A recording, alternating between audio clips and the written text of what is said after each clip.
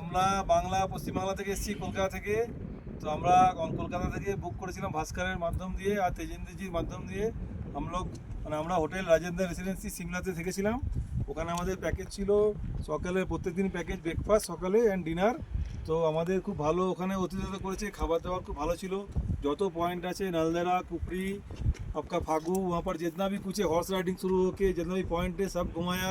खाना पीना बहुत अच्छा। ड्राइवर जी एकदम ड्राइवर का মনে है तेजेंद्र जी, इनका নিজেরই গাড়ি আছে, ইনি গাইড বেশি, ড্রাইভার কম আছে, দারুণ ড্রাইভিং করে।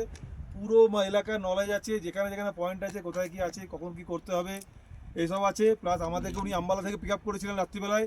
আর আমাদের আম্বালা ড্রপ আছে। আমরা 2 রাত সিমলায় রাজেন্দ্র রেসিডেন্সি, 1 রাত ভুন্তারে আর 2 রাত মানালিতে আমরা থাকবো। আজকে আমাদের মানালিতে লাস্ট দিন। আমরা মানালিতে রোটাং পাস এসেছিলাম, সকালবেলায় বেরিয়েছি। উনি সকালে আসতে বলেছিলেন। আমাদের খুব ভালো, আমরা ঘুরেছি। প্রচুর বরফ ছিল, বরফে আমরা প্রচুর এনজয় করেছি, 2-3 ঘন্টা এনজয় করেছি।